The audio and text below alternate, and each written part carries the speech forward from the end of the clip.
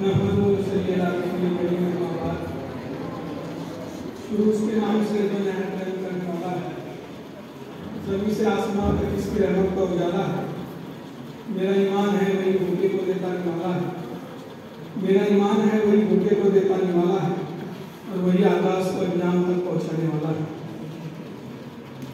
यूनानी डे के मौजूद प्रोग्राम में मौजूद प्रोफेसर डॉक्टर कारी कुद्दूस साहब, डॉक्टर इकबाल साहब, डॉक्टर एजाज शाह साहब, डॉक्टर काजी साहब, डॉक्टर नसीम अंसारी साहब, डॉक्टर नदीम मेहमानी साहब, डॉक्टर रियाज शेख साहब, डॉक्टर शोएब शेख साहब, डॉक्टर रनीश शेख साहब, डॉक्टर सुमैया खान साहिबा, डॉक्टर नाजिमा खान साहिबा, डॉक्टर गजाला अंसारी साहिबा, doctor Zakir Khan, doctor Mujeeb Pinjari, doctor Aqeel Ahmad, तमामी डॉक्टर्स के मैंने नाम लिए, और अगर किसी का नाम गलती से छूट गया तो ये मेरी गलती है, लिख के देने वाले की गलती है। और प्यारे बच्चों, अस्सलाम वालेकुम। कारी कुद्दूस साहब ने काफ़ी तफसील से हकीम अजमल खान साहब के ताल्लुक से आपके सामने बातें रखी। हमारे बच्चों ने तकरीरें की, इस्लाम माशरा पे की, तिब्ब नबी पे की। मैं सबको मुबारकबाद पेश करता हूँ, और जो बच्चों ने ऐसे राइटिंग में पार्टिसिपेट किया, हिस्सा लिया, मैं उन्हें भी मुबारकबाद पेश करता हूँ। ये मेरी बेटियाँ ज़्यादा तादाद में थी, और खैर ये सिलसिला चल रहा है, मैं मायूस नहीं हूँ इससे, क्योंकि आप तारीख उठा के देखो 1200 से 1300 के बीच में ये जो तातारी थे, अगर दुनिया की तारीख आप अगर उठा के देखें तो सबसे ज़्यादा अगर जुल्म हुआ है तो तातारियों के दौरे में जुल्म हुआ है। और सुकूत बगदाद हुआ, घोड़े की टाप तक खून रहता था। जो हमारी बहनें माएँ थी वो मंगोल लेके चले जाते थे, और जो मर्द हजरात थे उन्हें खत्म कर देते थे। तो अल्लाह ताला ने जो उनके बत्न से जो औलादे जन्म ली, जैसे मंगोल जो थे चंगेज खान के परपोते थे वो मुस्लिम हुए, उसके बाद में मंगोल यानी ये जो बाबर है वो भी मंगोल है, वो उस्मानी नहीं है, मंगोल है, वो हिंदुस्तान आए, तकरीबन 800 साल मुसलमानों ने हुकूमत की। तो मैं मायूस नहीं हूँ, इंशाल्लाह ये दौर बदलेगा, और जो मेरी बेटियाँ जो यहाँ ज़्यादा से ज़्यादा तालीम हासिल कर रही है, अव्वल नंबर आ रही है, उनसे जो नस्ल आएंगी वो इंशाल्लाह ये मुल्क की तारीख को बदलेगी और इस उम्मत के लिए कारसाज साबित होगी इंशाल्लाह। जहाँ तक हकीम अजमल खान साहब का सवाल है, उन्होंने गांधी जी के साथ मिलकर ब्रिटिश दौर में 4 कॉलेजेस का, जैसे कारी साहब ने कहा, अलीगढ़ मुस्लिम यूनिवर्सिटी में बीएमएस कॉलेज का यानी अंजाम पाई। उसके बाद में दिल्ली में करोल बाग में आयुर्वेद के साथ में उन्होंने कॉलेज शुरू किया, बीएमएस कॉलेज, फिर हैदराबाद में और लखनऊ में, और वो रिसर्च पे ज़्यादा उनका फोकस था। असरोल करके जो सुकूफ आता है वो उन्हीं की रिसर्च है, जो दिमागी तौर पे एक ग्राम अगर किसी को दिया जाए तो उसका दिमागी तवाज़ुन जो है वो बरकरार रहता है, ये उन्हीं की रिसर्च है। हम लोग, मैं अभी कारी साहब से पूछ रहा था कि बीएमएस बच्चा होने के बाद में सिस्टम क्या है, तो सिस्टम ऐसा है कि 3 महीने उसको सिविल में सर्विस करना है, फिर 6 महीने जो कॉलेज में हॉस्पिटल है उसमें देना है, फिर 3 महीने किसी देहात में जाके उसको अपने प्राइस पर इनाम देना है। और हम यहाँ यूनानी की जो फरोग देने के लिए हम हकीम अजमल खान को याद करते हैं, और जो ये सिस्टम लगा हुआ है, जो सिस्टम बना हुआ है, कि बच्चा जो फारिग हो रहा है वो तो यूनानी से फारिग हो रहा है, और जब उसको प्रैक्टिकल फील्ड में आ रहा है तो वो एलोपैथ उसके हाथ में मिल जा रहा है। तो ये सिस्टम कहीं तो भी, हालांकि जो दौरे हाजिर का जो क्राइटेरिया है उसको फॉलो करना है, और आपको यूनानी को फरोग देना है। ये जो प्रोग्राम रखा ही इसलिए जाता है कि आप यूनानी को फरोग दें, आपकी जो पेथी आपने पढ़ी है उसमें आप महारत हासिल करें, पर जो पैटर्न बना हुआ है गवर्नमेंट का, वो आपको यानी आप फारिग होने के बाद में डायरेक्ट आपको एलोकेट कर दी जाती है कि मैं ये शेयर करूँगा कि मैं यूनानी के ठहरे दरिया में तूफान उठाने आया हूँ। ये किसी का शेयर मैं बोल रहा हूँ, अगर किसी को याद होगा तो बता देना कि मैं यूनानी के ठहरे दरिया में तूफान उठाने आया हूँ, सोए हुए यूनानी के शेरों को जगाने आया हूँ।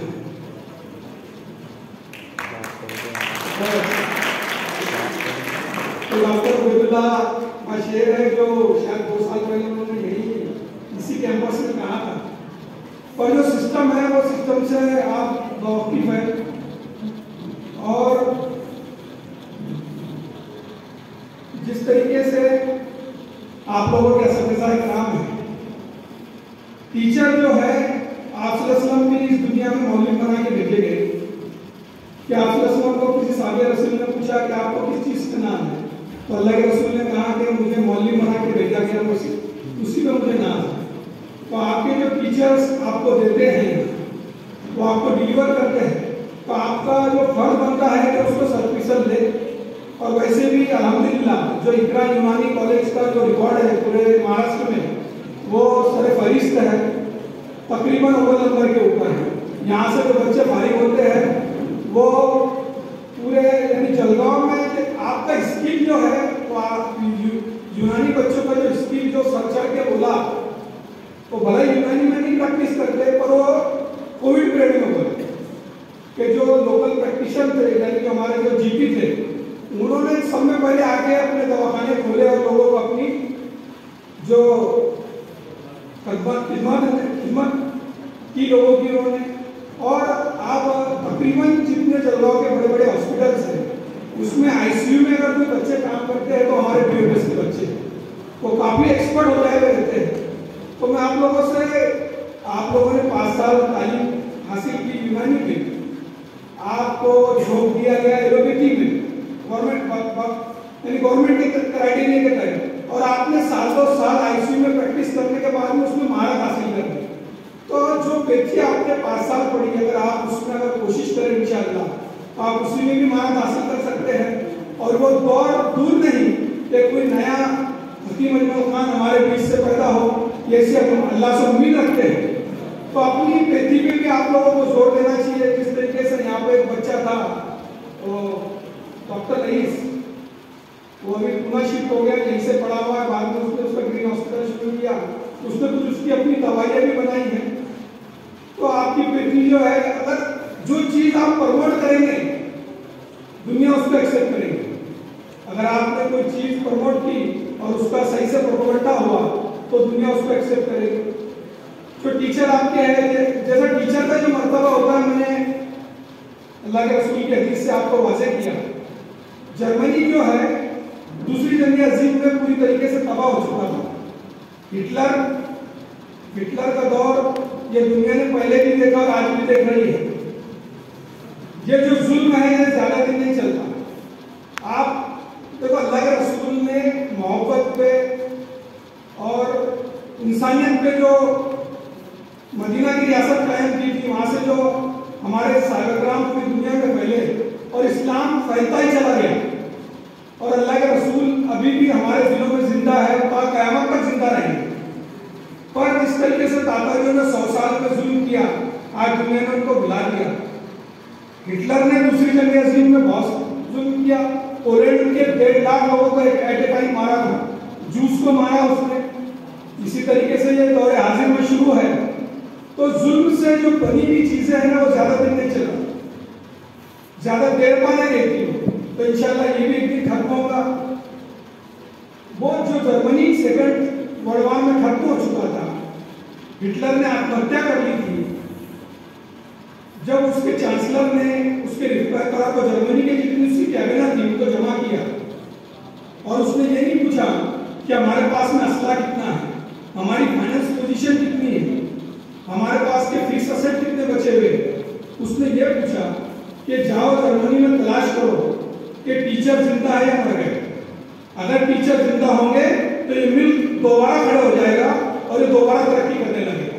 तो आप आज देखते हैं कि जो दवाइयाँ एलोपैथी की जो बनती है, 90% जो रॉ मटेरियल है हिंदुस्तान इंपोर्ट करता है, वो चाइना से इंपोर्ट करता है और जर्मनी से इंपोर्ट करता है। जर्मनी के रॉ मटेरियल से जो बनी हुई दवाइयाँ रहती है वो काफ़ी कॉस्टली पड़ती है, चाइना के रॉ मटेरियल से बनी हुई दवाइयाँ सस्ती पड़ती है। और उनकी जो टेक्नोलॉजी है, आप जो कार यूज करते हैं हर कार में जर्मन टेक्नोलॉजी का इंजन होता है। और वॉक्सवैगन हो, मर्सिडीज हो, जो ऊंची गाड़ियां हैं सब उनकी है। तो टीचर अगर जिंदा है तो कौम भी खड़ी होगी, मुल्क भी खड़ा होगा। तो जो टीचर आपको देते हैं उसको आप 100% लीजिए और जो आपको समझाते हैं उसको समझने की कोशिश कीजिए। इसी तरीके से दूसरी मिसाल ये है कि अरब का एक मुल्क है ओमान, जानते हैं आप लोग ओमान को? तकरीबन हमारे यहाँ के 300 रुपए तो वहाँ का 1 रुपया है तकरीबन कमोबेश।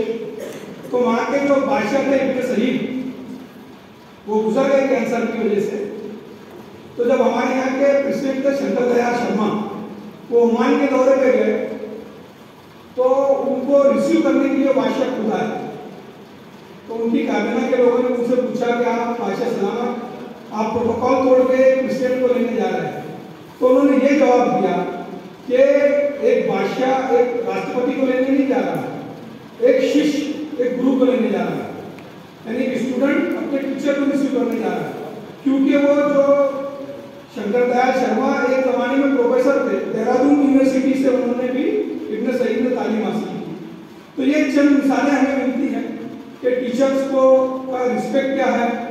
और सबसे बड़ा ये है कि वो अल्लाह के रसूल की सुन्नत अदा कर रहे हैं।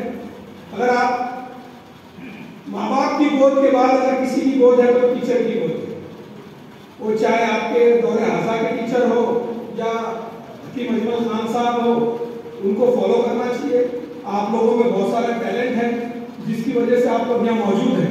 अल्लाह ताला ने हम सबको यूनिक बनाया है, यूनिक बनाया। हर किसी में अपनी एक खुसूसियत मौजूद है। जिस तरीके से यहाँ कोई एनाटॉमी पढ़ाता होगा, कोई हड्डियों के अंदाज पढ़ाता होगा, उसी तरीके से आप भी जब जाएंगे तो आप अपनी फील्ड में एक्सपर्ट हो जाएंगे। आप जिस तरीके से 5 साल यूनानी की तालीम हासिल करने के बाद में आईसीयू में काम करते हैं, तो जलगांव में आप जाइए तो जो डॉक्टर है जैसा ऑर्चिड हो या कोई और बड़ा हॉस्पिटल हो, वो पहला प्रिपरेशन जो देते हैं, यानी जो पहला जो चॉइस होती है वो यूनानी के स्टूडेंट की होती है।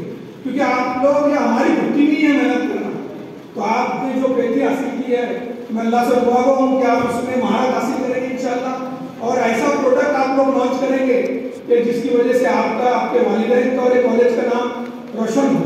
मैं अल्लाह से दुआ करता हूँ कि अल्लाह ताला मुझे और आप सबको अमल करने की तौफीक अता फरमाए। और जिस तरीके से यूनानी की खेती के बारे में यहाँ पे बातें की गई है, मैं ये देख रहा हूँ कि आगे जो इलाज आएगा वो जेनेटिक इलाज आएगा, जो जीन से आएगा। 2014 में मेरे चाचा के इंतकाल के बाद में सर मेरे पास में कुछ लोग आए कि ये कैंसर का इलाज जो है जेनेटिक भी होता है। आपके घर से किसी की कॉर्ड रखी गई हो, यानी कॉर्ड बोलो तो नाल, जो बच्चा पैदा होने के बाद में निकलती है उसको कट करते हम लोग। तो ऐसी यहाँ खानदेशी कहावत में कि हमारे लिए नाल गड़े लेकर है। तो जो बच्चा बनता है तो वो कॉर्ड के जरिए उसकी फीडिंग होती है।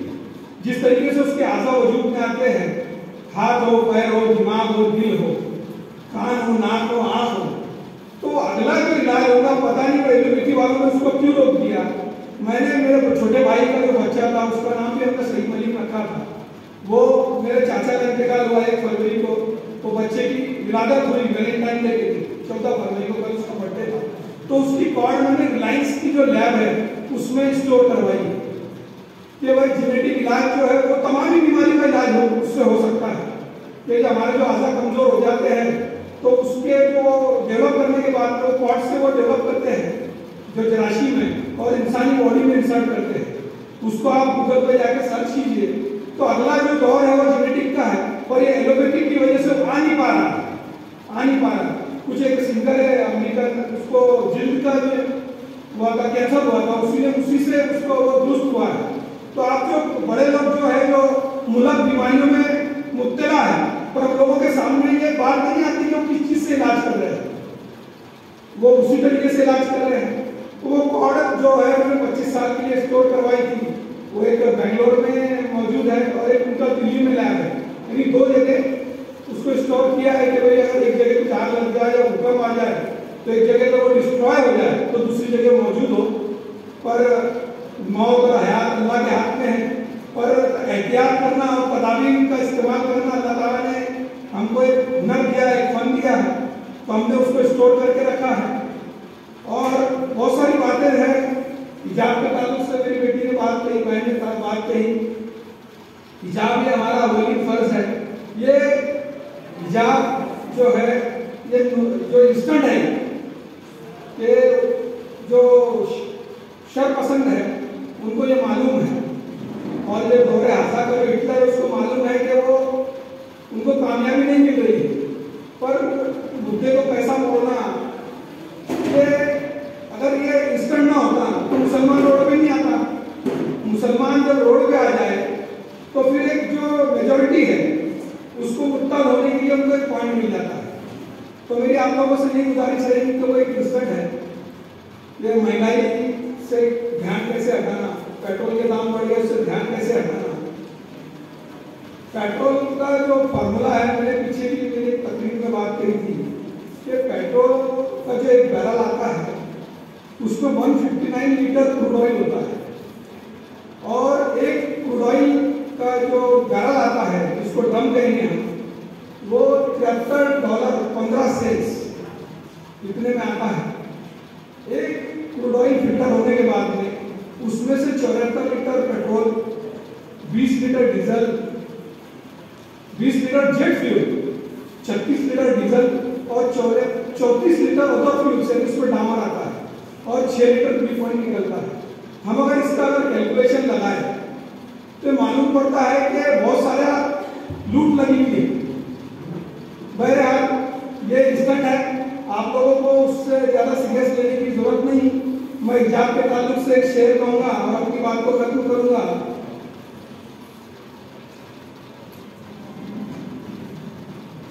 ये कटा सकती है सर अपना कटा सकती है सर अपना मगर सज्जा ना छोड़ेगी, ये बेटियां उम्मत मुस्लिमा की कभी पर्दा ना छोड़े। और जिस तरीके से यूनानी का सवाल है और हमारे अवाउटा ने इस मुल्क पे तकरीबन कमोबेश 800 साल हुकूमत की है, तो हिंदुस्तान की हर चीज़ जो है उससे मुसलमानों का ताल्लुक है, चाहे वो संविधान हो, यहाँ की फिक्स असेट हो, जिस तरीके से लाल किला है, ताजमहल है, वो ये बयां करता है कि यहाँ कोई आके हुकूमत करके गया है। तो मैं ये शेर कहूँगा और अपनी जगह लूँगा कि मिलेंगी मंजिलें मकसूद ये ईमान रखते हैं, मिलेंगी मंजिलें मकसूद ये ईमान रखते हैं, हम अपनी रहनुमाई के लिए कुरान रखते हैं, वतन से हो वफादारी ये इस्लाम कहता है, हम अपने दिल के हर गोशे में हिंदुस्तान